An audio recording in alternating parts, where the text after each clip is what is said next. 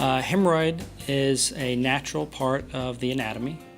In general, most people have 3 columns of hemorrhoidal tissue in the anal canal. Hemorrhoids are a collection of blood vessels that are part of the natural cushion of the anal canal. They often become enlarged and inflamed with bowel dysfunction. Diarrhea or constipation can lead to flaring up of hemorrhoids.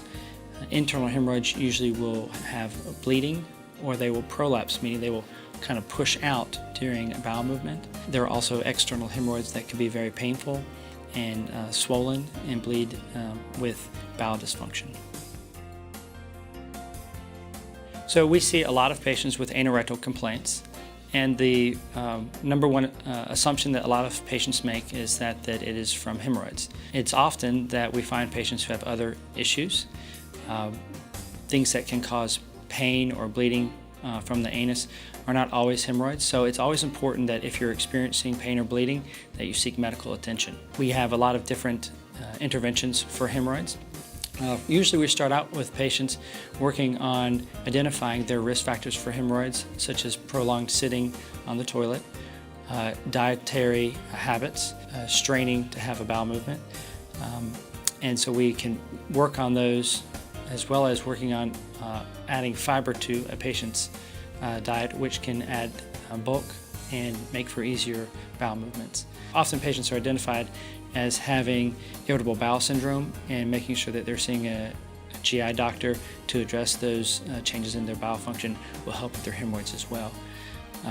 Many patients who come to us feel like they have hemorrhoids, but in fact they may have other conditions such as an anal fissure, which is a cut that can also be very painful and bleed. Some patients may complain of bleeding or drainage and have what's called an anal fistula. And a part of coming to see us in our office is to identify what's going on and make sure that we're not missing anything serious. From time to time we do see bleeding masses such as colon cancer or anal cancer, and a part of our job is to make sure we reassure the patient of what we've found and get them on the right track. The vast majority of hemorrhoids can be managed without major intervention. We do provide in-office as well as at the hospital type procedures. In the office we do banding of hemorrhoids as well as use infrared coagulation for smaller hemorrhoids. At the hospital we are able to provide 2 interventions. One of the main interventions is a classic hemorrhoidectomy, but now we're able to offer a newer intervention called THD. THD stands for transanal hemorrhoidal dearterialization. The major difference between this and a hemorrhoidectomy is there's no tissue actually removed during the procedure. It's appropriate for certain hemorrhoids. Not everyone is a candidate for it. By removing the blood supply to the hemorrhoidal tissue, by tying it off, and then by tying the hemorrhoidal tissue back inside the anal canal, the hemorrhoids shrink, and patients usually experience 3 to 7 days of mild discomfort, generally do not require much pain medicine at all, and are back at work maybe even a couple days after the procedure. It's a lot different than undergoing a hemorrhoidectomy. Many of our patients do still need a hemorrhoidectomy for advanced hemorrhoids, but the patient satisfaction is usually very high. Hemorrhoid banding is a procedure that we offer in the office. Generally it can be performed on low to moderate hemorrhoids. It involves using a special device to place a small rubber band around hemorrhoid tissue.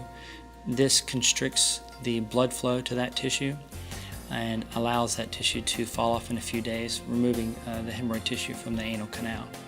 It's important to know that no matter what type of procedure you have for hemorrhoids, the ultimate success of that procedure will be dictated by changing the bowel function and habits after having that procedure. So having a procedure but having a poor diet, straining or spending a lot of time on the cell phone or reading on the toilet will lead to recurrence of hemorrhoids in the future. So it's important that we don't just perform procedures here, we're also educating our patients so that they're not having to see us in the future if their hemorrhoids were to come back.